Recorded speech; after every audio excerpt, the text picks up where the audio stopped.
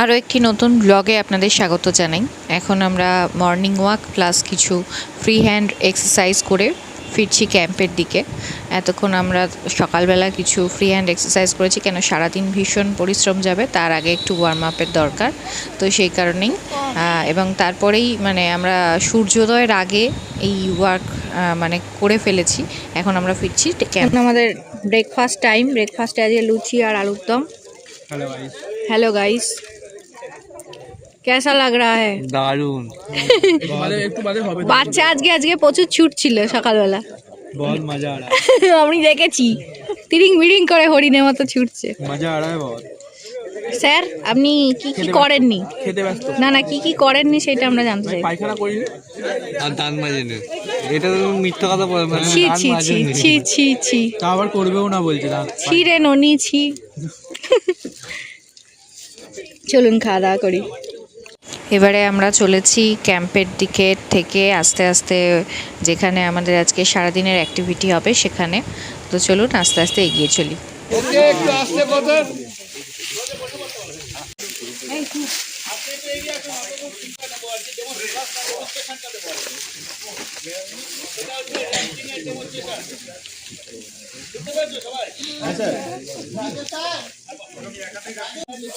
বন্ধ করো।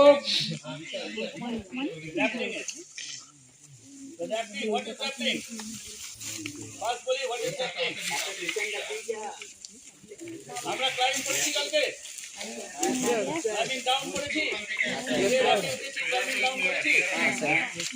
কোনটা ইজি মনে হয়েছে? This is the position. হাতটা স্ট্রেট থাকবে, বডিটা পুরো ঝুলিয়ে দিয়েছি, পিঠটা থাকবে চেয়ারের মতো, ঠিক আছে?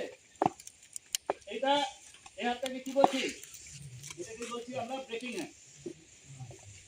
এটা বলছি আমার ব্রেকিং হ্যান্ড। এটা এই লাগাবো, এটা ব্রেক, আর এখান থেকে যে ছেড়ে দেবো এই চুলটা থাকবে। এবার এই পায়ের ডিস্টেন্সটা মিনিমাম 1.5 ফুট হবে, ঠিক আছে? পা দুটো যদি এক জায়গায় করি কি হবে? পেন্ডুলাম হয়ে যাচ্ছে, ঠিক আছে? পা দুটো পুরো ফ্ল্যাট হবে। এবার ঘষে ঘষে নামতে পারবো? পাটাকে ঘষে ঘষে এরকম যখন নামা যাবে, ভালো লাগবে কি সেটা? তার থেকে বেশি স্মুথ হবে এটা। 1 2, ঠিক আছে? ফার্স্ট অ্যাক্টিভিটি হয়ে গেছে, খাওয়া হয়ে গেছে। ওটা 5 তলায় ছিল। এবার আমরা খাচ্ছি। শিওর একদম। খাওয়াতে আছে আজকে হচ্ছে মিক্স ভেজ, ডিমের ঝাল আর রুটি। ফার্স্ট অ্যাক্টিভিটিতে আমাদের ছিল চিমনি ক্লাইম্বিং। তার যে ভিডিওটা আমার ফেসবুক পেজে পোস্ট করা আছে। তো আপাতত আমরা জঙ্গল পাহাড় পেরিয়ে চলেছি আরেকটা নতুন জায়গায়। সেখানে আমাদের আজকে হবে র্যাপলিংয়ের কাজ আমাদের বাকি দুজনের হয়ে গেছে। আমরা দুজন এখন আমাদের গ্রুপের বাকি আমি যাচ্ছি এখন। তো এই ফুলটা আমি তুলেছি, একটা শালুক ফুল। আমাদের এখানে একটা সুন্দর পুকুর ছিল, সেই পুকুরে বাসন মাজতে গিয়ে এটা তুলেছি। তো চলুন আস্তে আস্তে এগিয়ে চল। এখান থেকে আমরা র্যাপলিং করব, যে কারণে উঠছি এখানে।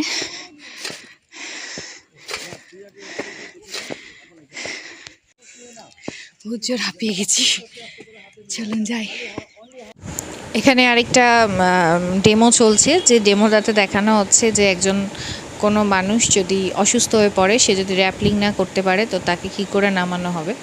তো যে অসুস্থ হওয়ার অভিনয় করছে সে অভিনয়ে বড়ই কাঁচা। একটু আগে খুব খারাপ ভালো অভিনয় করছিল, এখন সে আর ভালো অভিনয় করছে না, এখন সে লাফাচ্ছে একজনের ঘাড়ে উঠে। তো যাই হোক, তো বিষয়টা হচ্ছে এটাই যে র্যাপলিংয়ের মাধ্যমে আমরা খুব সহজে উপর থেকে পাহাড়ি অঞ্চল থেকে অনেকটা কম টাইমে নিচে চলে আসতে পারি। এক্ষেত্রে ক্লাইম্ব করলে অনেকটা বেশি টাইম লাগে, কিন্তু এই যে র্যাপলিংয়ের মাধ্যমে অনেকটা তাড়াতাড়ি নেমে পড়তে পারি। তো চলুন আস্তে আস্তে, অলরেডি সন্ধে হয়ে আসছে, তার মধ্যে এবারে আমার পালা এসেছে, আমি এখানে নামছি। এই অ্যাক্টিভিটিটা আমার ভীষণ ভালো লাগে এবং মোটামুটি আমি বাকিগুলোর ক্ষেত্রে যতটা অপারদর্শিতা দেখিয়েছি, এক্ষেত্রে সেটা দেখাইনি। এর ক্ষেত্রে বেশ পারদর্শিতার সাথেই মোটামুটি নেমেছি, অ্যাক্টিভিটিটা শেষ করেছি। তো যাই হোক, এটা খুব ভালো লাগে, মানে এটা ভীষণ মজা হয়। আমি যতবার এটা করেছি আমি দেখেছি যে এটা একবারের জায়গায় কেউ যদি বলে আরেকবার করবি, তখন মনে হয় হ্যাঁ হ্যাঁ অবশ্যই আরেকবার করাই যায়। কিন্তু যখন বলা হয় যে মানে ক্লাইম্ব করতে, তখন মানে না না ঠিক আছে, আমি তো একবার করে নিয়েছি, আর আমার করার দরকার নেই। তো যাই হোক, এখানে আসলে একজন ভিডিওটা আমায় করে দিচ্ছিল, তো সে যেভাবে তুলেছে তাতে এই জায়গাটা খুব একটা খাড়াই মনে হচ্ছে না, কিন্তু এই জায়গাটা বেশ ভালো রকমই খাড়াই ছিল। মানে যতটা কম খাড়াই লাগছে ততটা ঠিক কম খাড়াই জায়গাটা নয়। তো যাই হোক, বেশ মজা লাগছে। মাঝে মাঝে একটু পিছন দিকটা দেখে নিচ্ছিলাম, আর ব্রেক কষছিলাম, ব্রেক কষতে কষতে নামছিলাম। এর হাতে একটা মিউটেন বলে একটা মোটা গ্লাভস পরতে হয়, কেন না হলে মানে এটা অনেকটা কম খাড়াই বা কম নামছি আমি, যখন অনেকটা নামবো তখন হাতের ক্ষেত্রে হাতে দড়িটা বারবার রাব করতে করতে গরম হয়ে যায়, তো গরম হয়ে গিয়ে তখন অন্য দুর্ঘটনা ঘটতে পারে, হাতের চামড়া পর্যন্ত উঠে যেতে পারে। তো সেক্ষেত্রে এখানে মিউটেন ইউজ করে। দেখুন আমি দুটো হাতেই পরে আছি মোটা মতো একটা গ্লাভস, সেই গ্লাভসটার উপর দিয়ে এই ঘর্ষণের যে মানে শক্তিটা সেটা চলে যাচ্ছে আর কি। এই যে এখানে স্যারেরা বসে আছেন নাম্বার দেওয়ার জন্য এবং লক্ষ্য রাখার জন্য। তো চলুন, মোটামুটি এই অ্যাক্টিভিটি শেষ, এবার আমাদের ঘরে ফেরার পালা। আজকে আবার একটা নতুন অ্যাক্টিভিটি আছে। তো একটা ছোট্ট ক্লাসের পর এবার যেটা হচ্ছে, আমাদের এখন রান্না হচ্ছে, সারভাইভাল কুকিং। কিছু লিমিটেড খাদ্যদ্রব্য আমাদের দিয়ে দেওয়া হয়েছে, তার মধ্যে ছিল চাল, ডাল, পেঁয়াজ, লঙ্কা, একটু হলুদ, একটু ধনে গুঁড়ো, একটু জিরে গুঁড়ো, একটুখানি তেল এবং তার সঙ্গে ডিম, আলু। তো সেটা দিয়ে এবার যে যার মতো রান্না করতে হবে, মানে কী রেসিপি করবে বা কী করবে সেটা একান্ত তোমার, যেটা করবে যেটা তুমিই খাবে, এবং তার উপরে নাম্বার আছে। তো এখানে অলরেডি আমরা উনুন জ্বালানোর চেষ্টা করছি, এখানে আলু কাটা হচ্ছে, আর নিজের কাঠ নিজেকেই সাপ্লাই মানে জোগাড় করে নিতে হবে। তো সব মিলিয়ে একটা বেশ অন্যরকম ব্যাপার। তো চলুন, এখানে মোটামুটি বাকিদেরগুলো আমি একটুখানি দেখতে এসেছি, কেউই দেখাচ্ছে না, কেন সবাই যে যার একটা গোপন রেসিপি আজকে ট্রাই করছে। তো তারপরে এখানে এখন বেশ হুলুস তুলুস চলছে, কেন কাঠিও হচ্ছে লিমিটেড, বলা হয়েছে একটা কাঠি দেওয়া হবে, একবারে উনুন জ্বালাতে হবে। তো আমাদের মধ্যে একজন পারদর্শী দিদি আছে, সে ছপাস করে জ্বালিয়ে ফেলেছে, এবং এখানে হাঁড়িতে আমাদের অলরেডি এখানে এখন সাদ্দা চলছে। তো চলুন, রান্না হয়ে গেছে আমাদের। আজকে যেটা হয়েছে ডিম, আলু আর ডাল দিয়ে একটা ঝোল, তার সঙ্গে হচ্ছে ভাত, একসঙ্গে আমরা করে দিয়েছি, কেন জ্বালানিও বাঁচাতে হবে আবার রান্নাও তাড়াতাড়ি করতে হবে। তো সেই হিসাবে এখানে এখন মানে ডেকোরেশন চলছে, যেটাকে বলা যায় খাবারটাকে, কেন সার্ভ করার আগে সুন্দর করে সাজিয়ে তারপর দিতে হবে। তো সেটাই এখন কাজ চলছে। তো বেশ ভালো একটা অন্যরকম এক্সপিরিয়েন্স, নিজেদের মতো এই অন্ধকারে জঙ্গলের মধ্যে রান্না করা, এবং বেশি কথা বললে হবে না, বেশি আওয়াজ করলে হবে না, ঠিক আছে, সব মিলিয়ে বেশ একটা অন্যরকম পরিবেশ। তো এখানে এখন সার্ভিং যে ব্যাপারটা সেটা চলছে।